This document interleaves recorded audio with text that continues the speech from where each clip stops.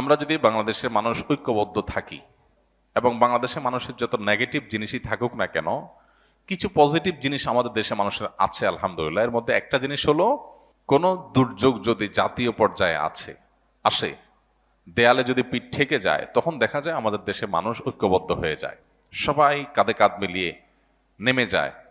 এবং আলহামদুলিল্লাহ, এটা আমাদের একটা শক্তির জায়গা। আরেকটা শক্তির জায়গা হলো এদেশের বেশিরভাগ মানুষ মুসলমান। তারা যদি হিন্দুত্ববাদ দ্বারা আক্রান্ত হয়, প্রতিটা মানুষ আল্লাহকে খুশি করবার জন্য তার জীবন দেওয়ার জন্য প্রস্তুত থাকবে ইনশাআল্লাহ।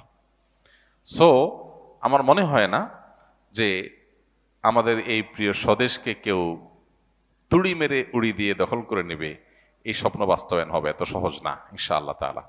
তবে এর জন্য আমাদেরকে ঐক্যবদ্ধ থাকতে হবে এবং সতর্ক থাকতে হবে, সচেতন থাকতে হবে।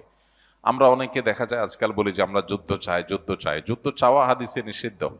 আমরা যুদ্ধ চাইবো না। নবী সাল্লাল্লাহু আলাইহি সাল্লামের শিক্ষা হলো আমরা আল্লাহর কাছে আমান বা নিরাপত্তা চাইবো, যুদ্ধ না। আমরা চাইবো আমাদের প্রতিবেশী দেশের সাথে আমাদের সম্পর্ক ভালো থাকুক। তারা আমাদের উপরে দাদাগিরি, খবরদারি, আমাদের উপরে মাতবরি, আমাদেরকে দাসসুলভ আচরণ করার মানসিকতা তারা ছেড়ে দেখ। এদেশের মানুষ বহু সহ্য করেছে, এ বিষয়ে এদেশের মানুষ আর সহ্য করবে না।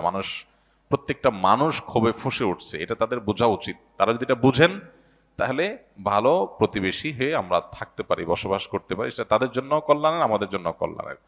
তা না হলে এদেশের মানুষ এই জাতীয় দুর্যোগে কাঁধে কাঁধ মিলিয়ে শুধু মুসলমান নয়, অন্য ধর্মাবলম্বী আমরা আশা করি তাদের উল্লেখযোগ্য সংখ্যক মানুষ এদেশের স্বাধীনতার স্বার্থ রক্ষা করার জন্য কাঁধে কাঁধ মিলিয়ে কাজ করবে ইনশাআল্লাহ তাআলা। আমার মনে হয় এটা তারাও জানে, আমাদের প্রতিবেশী ভাইরাও জানেন যে বাংলাদেশের মানুষ তাদের জাতীয় দুর্যোগে তারা কিভাবে কাঁধে কাঁধ মিলিয়ে দাঁড়ায়। বহুবার আমরা এটা প্রমাণ করেছি, জাতি এটা প্রমাণ করেছে যে জাতীয় দুর্যোগে মানুষ ঐক্যবদ্ধ হয়ে যায়, সকল ভেদাভেদ মানুষ ভুলে যায়। সেটা আবারও প্রয়োজন হলে মানুষ করবে। কিন্তু কেউ যদি এক্সপেরিমেন্ট চালাইতে আসে বাংলাদেশি মানুষের উপরে, তো আমার তো মনে হয় যে তাদের নিজেদের অস্তিত্ব নিয়ে টানাটানিতে পড়বে ইনশাআল্লাহ। এই জন্য আমাদের ইমানকে বৃদ্ধি করতে হবে, আমাদের চেতনাকে জাগ্রত করতে হবে। অ্যাজ এ মুসলমান আমাদের মধ্যে এই মানসিকতা থাকতে হবে যে আমরা আল্লাহর জন্য আমাদের জীবনও প্রয়োজনে দিতে আমরা প্রস্তুত। আমাদেরকে যারা কোণঠাসা বানায় রাখে, দাস বানায় রাখে, প্রেসারে রাখে, চাপে রাখে, দখলদারিত্বের মানসিকতা রাখে, খবরদারের মানসিকতা রাখে, ঘৃণা ভরে তাদের এই মাতবরি আমরা প্রত্যাখ্যান করব। আমাদের এই স্বাধীনতার জন্য হুমকির যে সমস্ত পদক্ষেপ তারা নেয়, সেগুলোর বিরুদ্ধে আমরা প্রত্যেকটা মানুষ লড়বো ইনশাআল্লাহ। আমরা যদি সতর্ক থাকি, তাহলে ইনশাআল্লাহ কোনোদিনই তারা সেটা করতে পারবে না।